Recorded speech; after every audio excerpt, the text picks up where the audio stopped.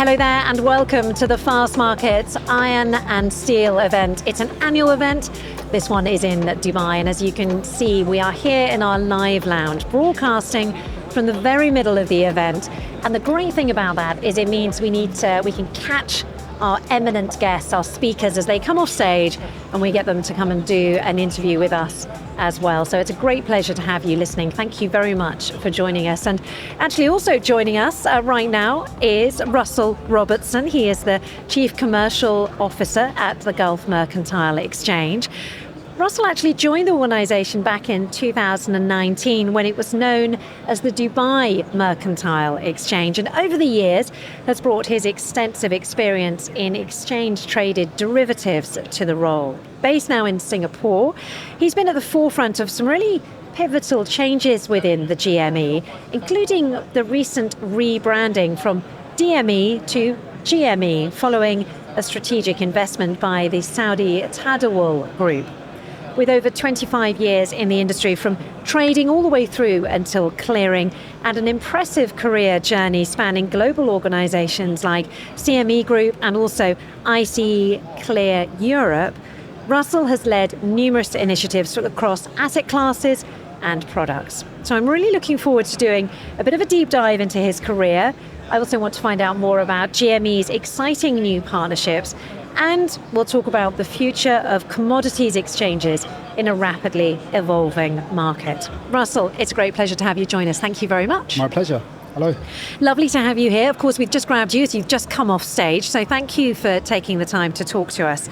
You've had a really interesting career. You know, you started as a derivatives trader, you then progressed all the way through to Chief Commercial Officer. Can you, walk us through a little bit of that journey maybe? Were there any key moments or lessons that stood out for you that other people could perhaps learn from?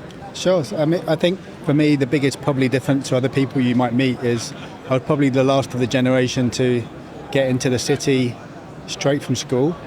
So I was in the city of London at the age of 18 after college and didn't quite do my university journey like other people did, but that gave me an opportunity to learn the markets in a slightly different way. And I think probably my biggest lesson was not being a university graduate and having to interact with people using my own intelligence and EQ, and how do you interact with people in these different environments that we might not have had exposure to in the past. So from a very young age, I would say in my career, you get toughened up a bit into different ways of doing things, and probably ways that you wouldn't see in today's business environment, but back in the 90s, it could be quite aggressive, I would say.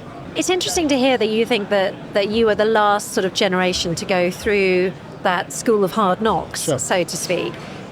I wonder whether it might be coming back. I wonder whether there might be a turn away from university now that it's so expensive, and maybe more people might start their journey from the ground up. Is that something you could imagine coming back? I've seen people talking about that this year, particularly 24, maybe the end of last year, so quite new. It's going to be a challenge for people to particularly get into finance and banking and markets. Trading is something that people can get into now. It's much more accessible, but the risk that they take to do that at a young age is quite difficult. So you do need some coaching and backing. So I wouldn't recommend people to go straight into that as a firstborn career.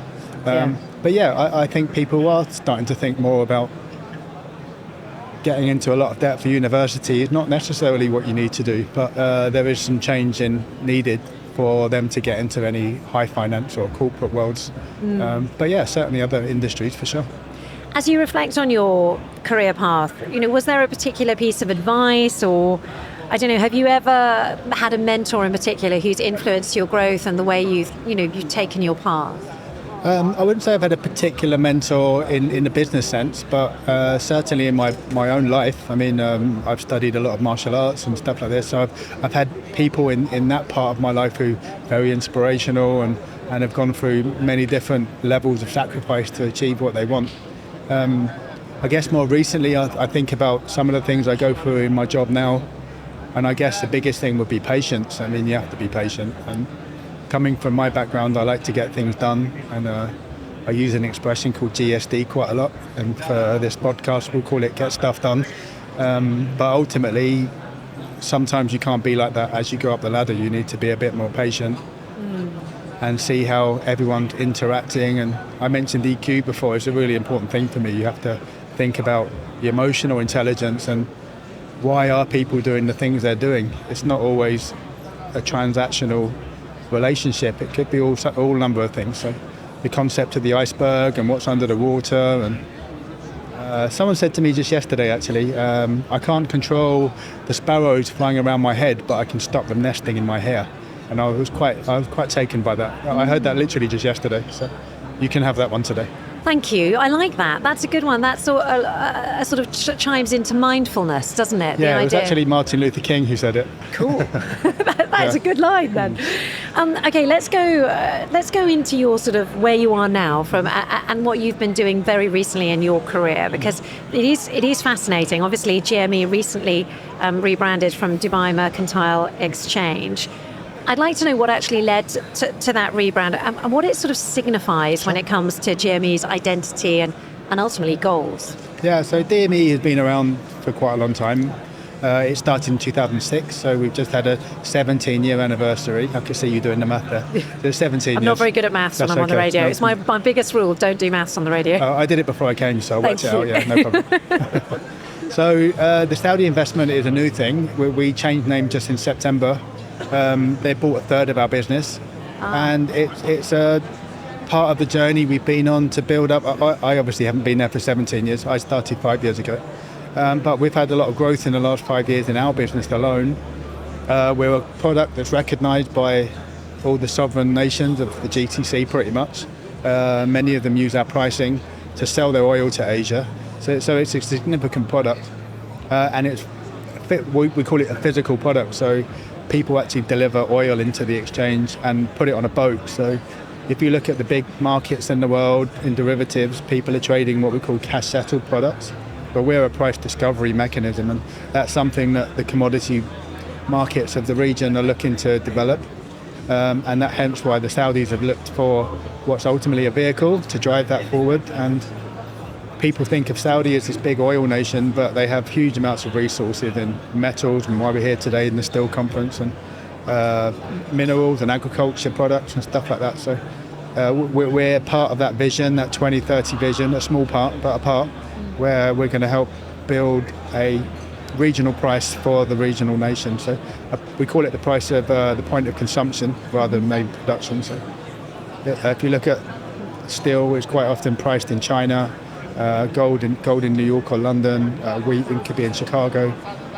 Saudi and the GCC, they have a very important part of that global trade, and there should be a price for those commodities here, like an individual price for them, and that's ultimately what we'll be working on in the next 10 years. Ultimately, we've been priced in for us here.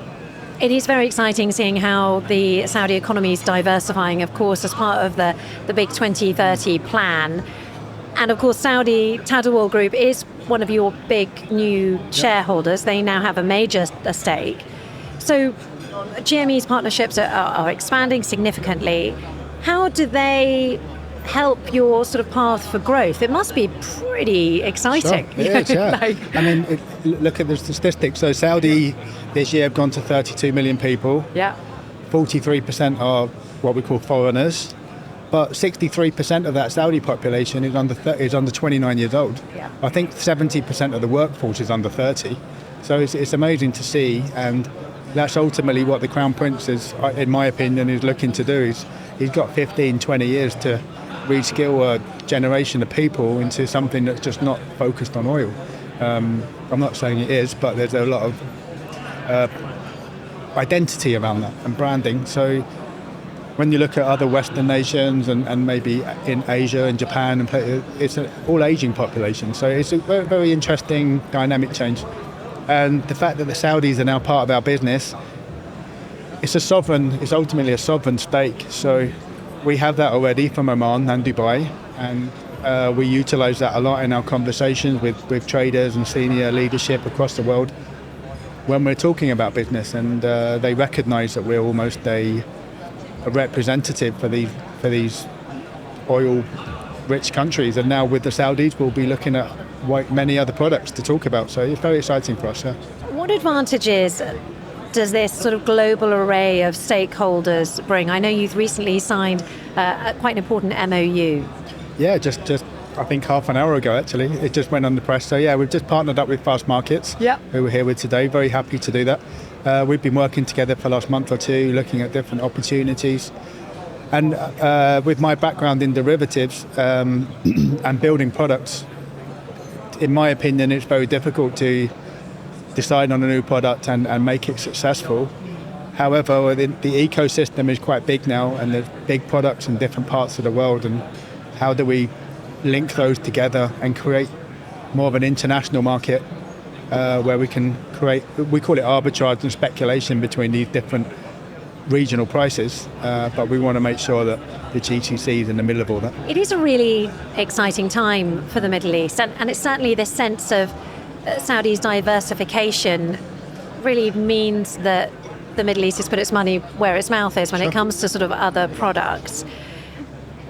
I mean, are there any specific goals that you guys are aiming to achieve, you know, your vision? I mean, have you, as a consequence of these partnerships, have you got quite clear, very ambitious goals ahead of you? We have a vision and a strategy, and our vision is to build commodity markets for the region, right? And that comes in multiple different steps. I mean, you can look at the people, and the people generally are looking at equity markets and IPOs and the things you hear about in the press quite a lot. But when you're there, they don't necessarily have an opinion on how to trade commodities, even if it's the same product. This is an equity and that's a piece of gold. They don't necessarily have that education to know how to interact with one over the other, although from my perspective it's roughly the same thing. So that's part of the journey, is how do we diversify away from just a focus on equity and give people more opportunity at that level, but also all the way up to when you look at these sovereign state-owned companies and what they're doing. And it's something we've done for several years with China, for example.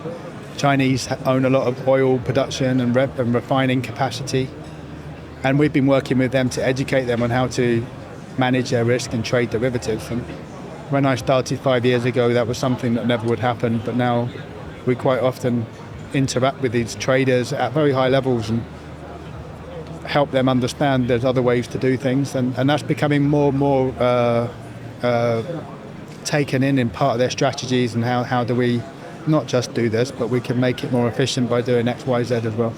So that's very exciting for us, and I honestly think that that's going to grow in the GCC too.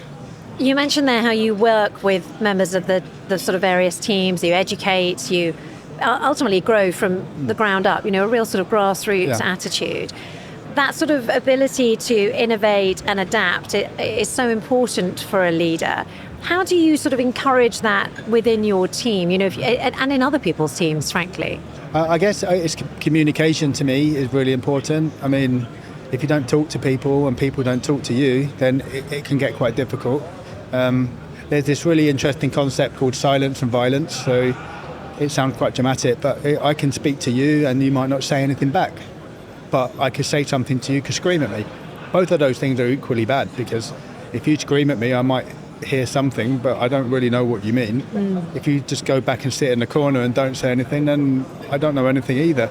So this concept of dialogue in the middle, where we can have a conversation, and we might not always want to hear what we have to say to each other, but at least we've said it. And that's something that gets missed a lot in business today, because there's a lot of ego and self-awareness and things like that. So again, it goes back to this EQ thing I talked about earlier, but communication is really important. Has all of this sort of EQ stuff and sort of quite soft management style, did that come naturally to you, or have you sort of has it evolved as you've become more senior within various companies? Have you done courses and things, or is it just a sort of natural management style for you? It's a bit of both. I'm naturally a bit like that anyway. I guess empathetic is probably another word for it. You can use in many. Soft is probably a word my mother would call me, but it can be taken in different ways. It doesn't have to be a weakness. Some people think, oh, you're a soft guy, so you're weak, but it doesn't mean that at all. It means you can be empathetic and you work with people in all different areas of life. And I do that. I work from anyone from I can't think of an example that the guy who works on the front door of the building, through to we met the mayor of Shanghai recently, and everything in the middle. I mean, they're all the same. I think someone said when all the chess pieces go back in the box, the king and the pawn are in the same box, right? So there's many things. So I think it's been natural, but that natural instinctiveness has led me to study it as well a bit. And I have done some courses and behavioural activity and body language and all these things. It's just another way to try and increase my understanding of what people are thinking. I think there needs to be more of it, I have to say. I totally agree, yeah. I think it must make you a really great manager ultimately when it comes down to it. And I've only been in a conversation with you for about 10 minutes. I'm not sure all the people I work with will probably say that, but we'll get them. Let's line them up. I do try, and I come from a background in trading where there wasn't any of that. Oh, I bet there wasn't. Yeah, it's sort of the opposite. So sometimes it could. I think that was part of my journey was getting beasted a lot, and you start to realise, what is this? Well, what does this even mean? Why are they talking to me like this? To starting to understand, oh, okay, he's like that for X, Y, Z reason, and it gives you some comfort in your own self, and then to believe in your own abilities as well, because that can be a problem. You'll hear a lot, maybe not publicly, but you can read a lot about it, like imposter syndrome and all these things. As you go up the ladder, oh, am I doing the right thing? Am I not? But you have to have faith in yourself and trust that these things will happen. And yeah, I'm sure I get emotional sometimes, but I try to trust in my own beliefs. If you could change one aspect of your sort of industry, what would it be? Do you think it might be that, like, getting beasted when you're in the junior ranks? I think that happens much less now, if I'm honest. Yeah, I don't really see it these days. And I think when I work with the newer generation, there is differences, and that's definitely been a learning curve I've had to face in just the last 2 years. Younger people come into the business, and there being a clear distinction between things that we might understand and pop culture. You see that movie? No, I've not seen that. Have you seen this YouTube? No, I haven't. Oh. So that has changed. And if I were ever to talk to these people about some of my early days, they're generally quite shocked. So I think that has changed. Yeah. Same in journalism, incidentally. I'm sure it is. Yeah. I was made to cry over a full stop that was missing once, and that was in radio, by the way, where it was spoken word, not printed. That's amazing. Still, that full stop mattered. I'm sure it did. Well, why did it happen to them? Well, exactly. Yeah, he was a tabloid journalist, so that he was repeating the same pattern, I guess. There you go. Okay, so let's look to the future for your sector, specifically your company, GME. How do you see that role evolving over the next 5 to 10 years? Are there sort of particular market trends that you're anticipating? Like I say, we're focusing very much on commodities market, but as part of that, there's a lot of political changes that are going on in the world, both from a geography point of view, but also from literally a political point of view. So that's going to be interesting to see how that plays out. And I'm trying to focus much more on my business on what we call the global south. So we want to look at China and India particularly are very important to our new model. They're both what we call closed economies. So if you're inside that country, you can't trade outside of it. And likewise, if I'm in Dubai, I can't trade non-international markets in China. But when you look within those countries, there's huge amounts of business going on. I mean, like huge numbers, which dwarf what we see in international markets. So that's something that we want to focus on a lot. My parent company, CME Group, already has some very established benchmarks in different commodities in the US and other areas. So there's no need for me to look to compete, for want of a better word, but even to redesign the wheel. We need to find areas where there's new opportunity, and the GCC and the push of the Saudis give that. They're opening up. Look at us, look at our commodities, come and trade with us. And Riyadh itself has changed drastically in the last few years. I'm not an expert, but when I landed there earlier this year, the shock on the people around me, wow, this is so different. And I hear that from the people there too. So it's very exciting. Oh yeah, I mean, it's changed immensely ever since 2019 when they opened up to tourism. It's been very, very exciting seeing what's changing there. Okay, so this year's conference theme, as I'm sure you've heard already, is Transform Tomorrow Together. And we're really asking each of our guests who comes to the Live Lounge to answer the same question. What does that phrase mean to you? And how important is collaboration for the future of your industry, for your sector? Very important. It's probably the key. Looking at collaboration on a country basis, from political level down, it's going to be immensely important. As we see a lot of things happening in the world today. There's always many things happening in the world today, but recently we're seeing things that are potentially going to change the flow of business over the next decade, even probably longer. A century, who knows? I don't know. Yeah. But you're definitely seeing the interactions between countries changing, and that will flow down to the people as well. So we need to really look at what that transformation means, and it's coming quickly. I mean, US politician, the US election's now over. We've been waiting all year for that. The market, what's going to happen? We know what's happened. We're already seeing, and it's interesting, right? The Middle East is very looking forward to those changes. And what comes with that is opportunity, and in the midst of chaos there's always opportunity, I think is an expression. So that's my transformation for you.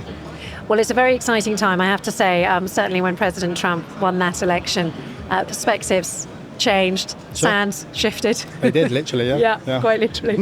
It's going to be a very interesting 4 years, that's for sure.